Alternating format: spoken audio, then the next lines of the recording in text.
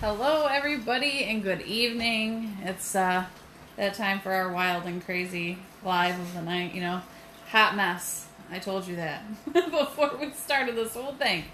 So we're coming to you tonight because we want to give you some words of encouragement and give you some positivity in your life. Like I said, this is the big picture of what we want in our life. So throughout the day, I've been thinking because yesterday I was talking with one of my residents. For those of you who don't know me, I work at a nursing home, so I impact a lot of lives all day as it is. So it's always been something that I want to do. But I was talking to this specific resident, and I asked that person what their hopes and dreams were. Like, what was your biggest dream when you were younger? Like, what did you want? And this person told me that they wanted to be able to be people to see them as beautiful and to be rich, but not selfish rich. They wanted to be rich enough to be able to help somebody in need, people that needed it. And guys, isn't that the picture? Like, everybody wants that.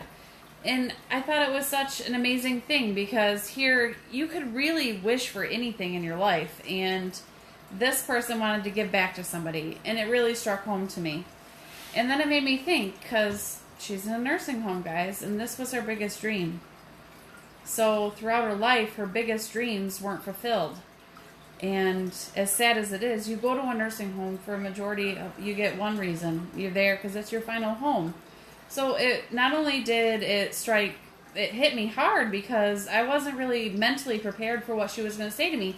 Most people, when you ask them what their dreams are, they tell you that, like, if I was to ask my daughter, she's going to tell me she wants to be a veterinarian or something with animals. If I was to ask Joey, he's going to tell me Spider-Man or Superman, or you never know with that kid, honestly. So it really kind of hit me hard. So then I got thinking about it.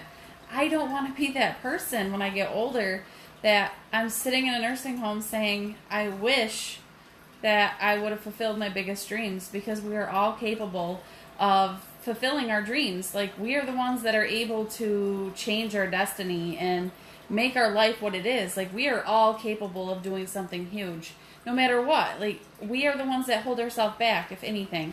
So that was my positivity, guys. Like, don't let something stop you. Don't make excuses. Get the big picture of what you want your life to be and fight for it, no matter what. Make it happen. And I'll let you take over because he's got some stuff for you too, guys. I need to talk about passion. Yeah. Well, no, just kind of like what Beth was saying with your hopes and your dreams.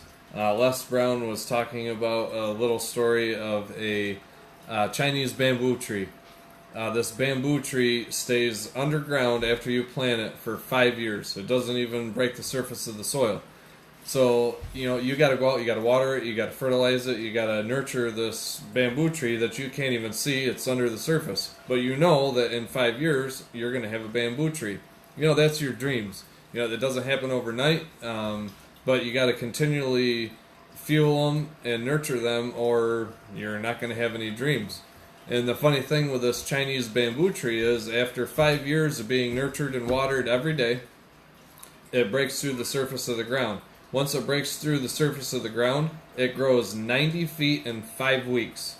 It becomes a full-blown 90-foot long or tall tree in 5 weeks. But if at any point in time in that 5 years leading up to the 5 weeks, somebody says, you know what, nothing's happening, it's still dirt, I'm dumping water on dirt, why am I dumping water on dirt? And they stop, well, guess what's going to happen in 5 years? Bamboo tree isn't going to come through the ground. Bamboo tree isn't going to be 90 feet tall. There's going to be nothing except for something rotten under the soil. So don't forget about your dreams. They're all possible. Yeah, and kind of a tidbit of what he's talking about, not just Les Brown. When we were at Monations in Ohio, we had John Maxwell talk to us. And John Maxwell talked about how he has his friends and stuff come to him like, what do you do on your birthday? I work. What do you do on Christmas? I work. And, like, the moral of the story was, like, he honestly was talking about how he went to go cut down a tree, and every day he grabbed that same axe and he hit the tree 5 times. Put the axe down and then went inside. The next day he went and took that axe and hit the same tree 5 times. And after a while, you eventually cut that tree down. Does it happen overnight? No. No, it doesn't. But as long as you work hard every single day, and you work towards that dream that you want, it's going to happen. You can't give a time frame Just to it. not You never overnight. know. So, yeah, and I think you got a news article that you wanted to talk Yeah, about. it's kind of a funny one, but at the same time, not really. I mean, it's got a positive impact at the end of it, but this 24-year-old guy just graduated college, and there happened to be a football game coming up in his area. He went to it, and ESPN's, what was it? ESPN Game Day was there. So he gets to where he's behind the live shots of all the things that are going on, and he holds up a sign that says, "I need beer money," and he puts his Venmo account number on it.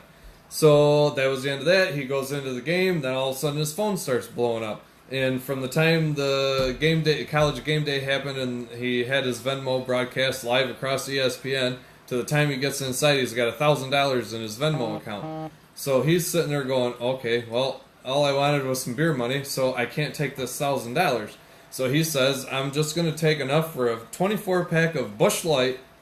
Everything else I'm going to donate. Why you would pick Busch Light, I don't know, but it all worked out in the end. Billy, he's picking on you. Do you hear this? Yeah, that is Billy's beer. So, he decided that when he had his $1,000, he was going to take out the money for beer, and everything else was going to go to the University of Iowa Steed Family Children's Hospital. So, upon him making that announcement on his local news, Anheuser-Busch got a hold of it, and Venmo got a hold of it. Before they matched anything, his Venmo account was up to $90,000, and Anheuser-Busch and Venmo both said that they were going to match all of his donations when he donated to the Iowa Children's Hospital. So what he thought started as a joke. In turn, he just, you're talking almost $300,000 he donated to the Children's Hospital, all through basically a joke on live TV. Guys, I didn't know what the story was. He was working on story while I was working on something else. So this is the first time I'm hearing it. Trying to read it through all the crayons. Joey and drew Joey dinosaurs, scribbles as he says on the notebook. So, like I said, we're just real life people, and I want to thank everybody who reached out to me today and said that we inspired them yesterday, or the people that came up and gave me physical hugs. Like, I wasn't expecting this, guys. Yes, we want to create a positive impact on this world, and we want to change things, and we want to inspire you, but it was very heartwarming to have that experience today. It was nothing that I had ever imagined. And if you were loving this, just like everybody else that did, please share it. Share it so that way we can impact more people. And please reach out to us with your good news, because it's hard to find good news out there. I'm here to tell you. Kinda. You can Google, but it's really hard to find good news articles. It's all negative, and I want to change that. So I hope that you guys all have a wonderful night, and you'll see our lovely faces back here tomorrow.